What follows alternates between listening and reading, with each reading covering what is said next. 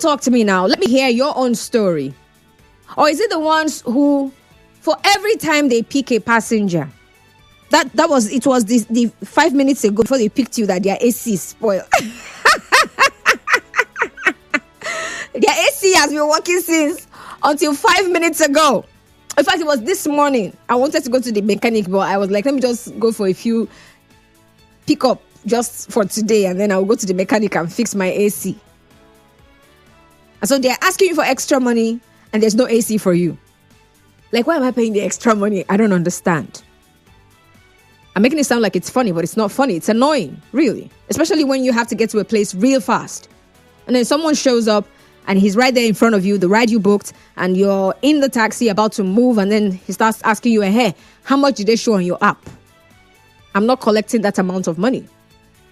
Shouldn't I have just come out on the road and actually stood there and looked for a taxi and actually haggle with the person? Why do I have to go through all of that after I've chosen to use a convenient service? What have been your experience with e-hailing drivers? Let's talk. 0817-923-0002. 0817-923-0002. 0817-923-0002 and 0817-923-0007. 0817-923-0007. We're live on Facebook, so please get on Facebook right now, Nigeria Info 92.3 PH, and then drop your comments right there. You can also send me a message via WhatsApp. I'm taking them. 0809 030 6416. 0809 030 6416. And then if you are a driver, please call in and let us know what is the color of you people's problem. Thank you. And also, please be reminded, we have a call screener. So when you call in, stay on the line. Don't be in a hurry, okay? So even though you do not hear my voice at first, stay on the line. Don't drop the call. Thank you. 0817-923-0002. 0817-923-0002 and 0817-923-0007. 0817-923-0007. DKIG says the problem is that the companies refused to upgrade the price in accordance to the price of fuel and motor parts. It's not supposed to be for everybody. It's not supposed to be cheap. Really? DK, are you a driver? If you are a driver, I would also like you to tell us what steps you have taken as a driver. And I want to believe that you guys also have some kind of group where you belong to, and you pass on whatever complaints, grievances you have to the leadership of the companies that you are associated with. So talk to us about what you guys have done in that regard, because you don't have to put that stress on me. I'm not the company. I'm the client. Hello, Eze from Ruboku. Good afternoon. Good afternoon, my sister. Welcome aboard. Okay. I'm listening. Hello? Okay, about the topic you have just mentioned, my dear. The letter is a 30 minutes from people. So the end about is alarming. Like the government to appreciate the activity that will go to the because the expression from Nigeria State to I don't understand the economy they are always expecting to go to each kid to passing through the country.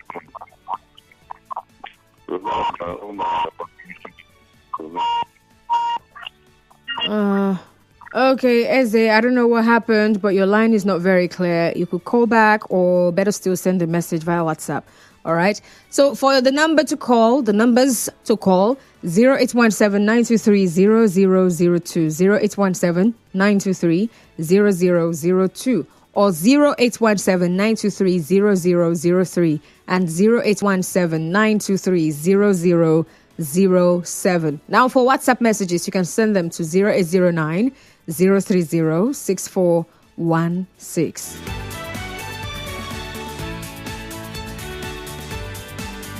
And remember, we're live on Facebook, so head on to Facebook and also drop your comments right there. We're talking the excesses of e-hailing cab drivers. Hello. Good afternoon. Hello, good afternoon. Welcome. What's your name? My name is Michael Yoge. All right, Mr. Michael, go on. Yeah, I'm a boat driver. Okay. You have to turn off your radio set so we can hear you loud and clear. I'm out of that place now. So they will book you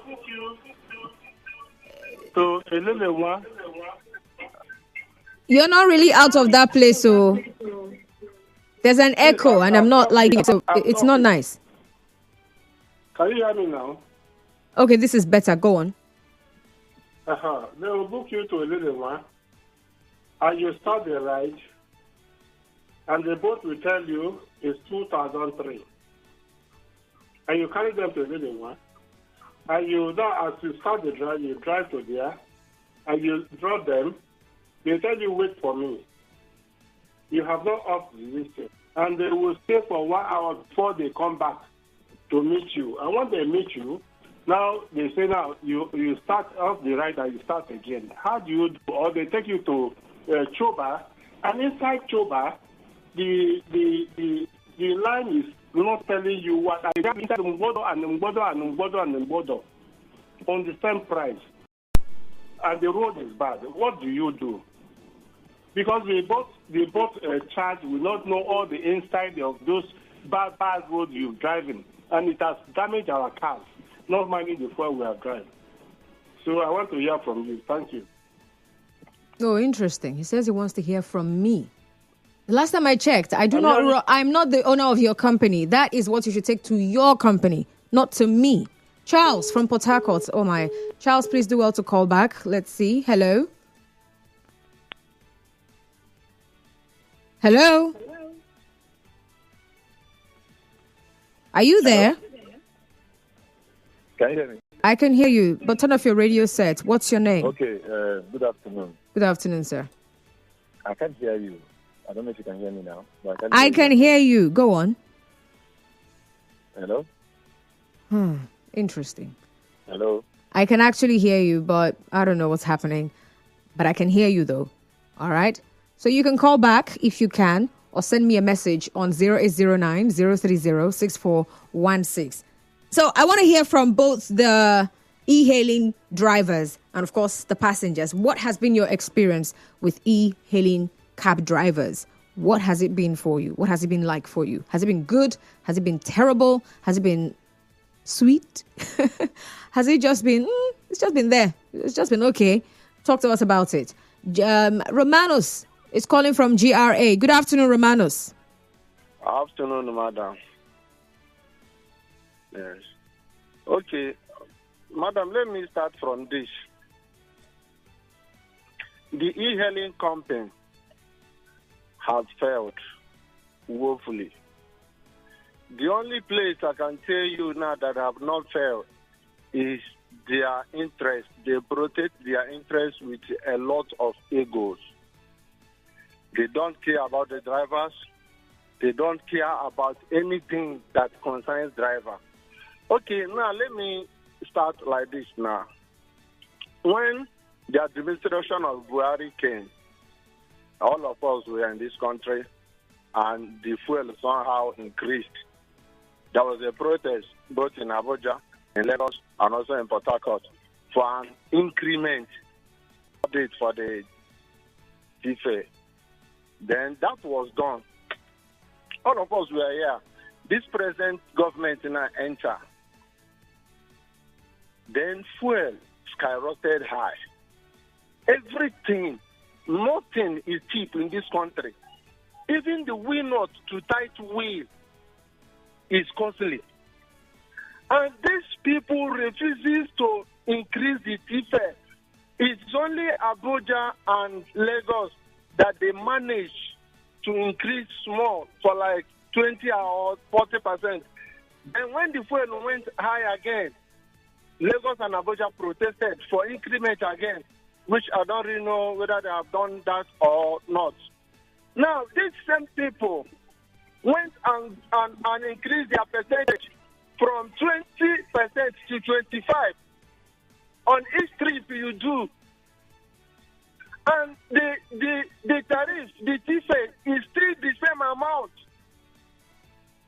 Just as when they increased it during Buhari. See now, we have cried a lot. We have done meeting upon meetings.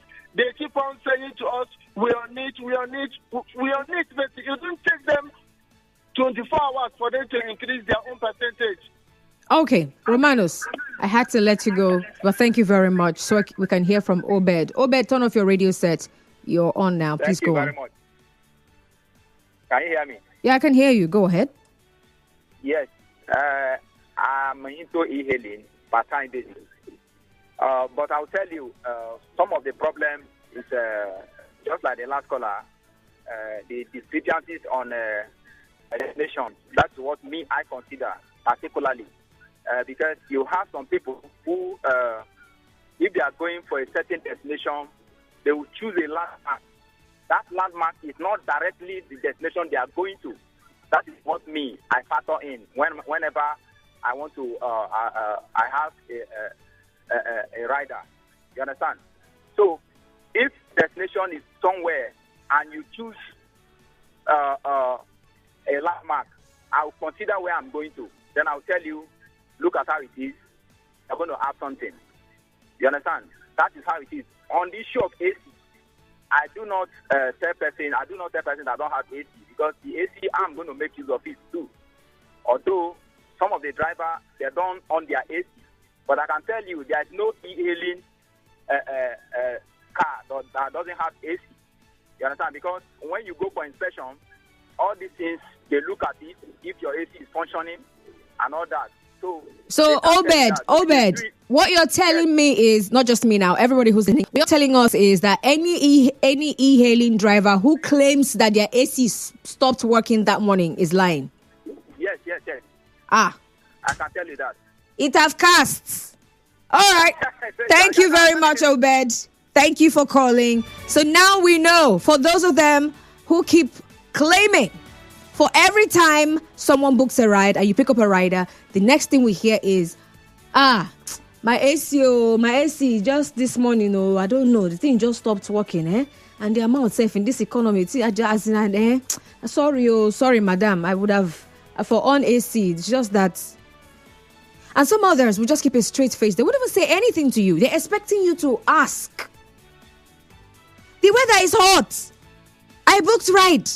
I could have as well stood on the road and gotten myself a taxi. But then I book ride so that at least make AC blow me. You will not carry me around. And now wait for me to not come and ask you, Oga, turn on your AC now so that two of us can start having banter. Now back and forth. So that we can chat about AC. Why? Obed says you people are lying. All right, thank you very much, Obed. God bless you. Hello? Hello? Good afternoon. What's your name? Good afternoon. My name is Charles. All right, Charles, we're listening. Well, I beg to differ the last caller. Now you Sabi. It's not possible for an AC to stop working in the morning. It's possible, even the cars you drive, your own cars, it is even possibility that your car might develop fault. That it has become too. It has become too rampant, and he says it's not true because inspection happens. So your AC is supposed to be working. Well, I'm not an e-hailing driver. I'm just I'm giving my own opinion there. And secondly, my own experience. Whenever you put an e-hailing cab and they fix you, it's very, most of the things they do is that they go when you stop the ride, they will do a screenshot of the previous ride they've had before, and they now show you that that's the amount you're supposed to pay. For real? I've experienced that. Yes, the guy didn't know that I've been following up on the ride, so he brought out a screenshot of the previous ride he had and showed it to me. I told him, let me see it, because that's not what I asked him. So he said, okay, maybe there's a mistake and the rest of them. He asked me what I have on my own phone. So I knew what he did, but I didn't want to start any problem with him, and I paid him for money. So many little funny things that they do. But that's my own experience. Wow. And you have to do it. Thank you very much, Charles. Hello, Fred. Good afternoon, Fred. Yeah, good afternoon, my sister. You're welcome. Yeah, you see this matter, eh? The matter, if you look at it physically, on one side, is not totally the driver's fault. I feel on the other hand, 70% of the problem is coming from the e-hailing management. And so the client gets to pay. Yeah, for instance, the e-hailing company assumes, because right now I would say assumes because if they assume the driver is not just a driver but a partner. But each time they want to take a decision that will make the driver and the e-hailing company be in business, they all take it by themselves without consulting the driver. Someone earlier called in and talked about increments. That is the major problem we are having. For instance, if a driver is spotted, is situated at, let me say, I just want to give, okay, like for instance, I'm roundabout. The driver is there, and you see the e-hailing driver, the ride is given to him a pickup at the LNG jetty, and the drop-off will be at maybe Hyper City at the Eastern Bypass. You can imagine these distances. The distance that the driver will cover to pick up is not being considered. Sometimes, but then you have the, you can decide to actually accept that ride or not. Exactly. So why accept it and then start billing me extra money? Like 70 or 80% of the blame. Now, sometimes when you choose not to accept that ride, they penalize your account. Don't you have like an option to state why you can't go for that particular ride? That's why I'm telling you that they have the fault. Even if you go to where you have to go at, like we have the help platform to make a complaint, they don't listen. They give you automated responses. It doesn't concern them. So whether you drive 10 kilometers to do a pickup and then you are supposed to drop off in 2 kilometers, it doesn't concern them. So that's why most times when a ride comes in and we accept, we put all that into consideration and ask you how much you have in your side. So at the end of the day, it doesn't bring a conclusion. And then you say that, okay, this is how much that is fair for the both of us. Can you afford it? It's not by force. It's all about man of approach. Interesting. Then if the person says, okay, fine, this is how much I can do. Then if the both of you agree, you go. But ordinarily, it's not supposed to be so. There's also give you maximum, which is also applied there in the app. 2 kilometers maximum. But sometimes you see a pickup, 7 kilometers, 4 kilometers. Pickup alone. Take the amount of that is showing on the app. What do you expect the drivers to do? We're talking about high cost of fuel. We're not only talking about high cost of fuel, we're also talking about high cost of auto parts. So that's just the problem. It's just that it's unfortunate that, although that is, you can find that error. You understand? Yeah, there are some people that don't know how to approach or don't know how to explain this to you, the rider. Yes, but that's not notwithstanding. This is the problem. Okay, thank you very much, Fred, for sharing. I would have also asked, okay, so why remain with the company? How about you quit and do your own thing? But then it's easier to say, right? Because there are also benefits for you, right? How about you weigh the benefits that are there for you and also consider the fact that you as the driver, you are in Nigeria. The rider is in Nigeria. As you are, as the driver, you're looking at, expenses on the car. The rider is also looking at expenses to do other things that they're supposed to do to get to where they want to go to. And adding that extra money is extra expenses. Well, of course, the way he said it, he said some of them do not know how to approach people for that. Some make it sound like they owe you, like as if you've had a quarrel with the person before. You'll be like, Ogabe, carry your car, they go. We know they fight. Bye. All right, I'll still take can I take calls? I don't think so. I think I'll just read messages. All right, let's go for a commercial break. I'll be right back.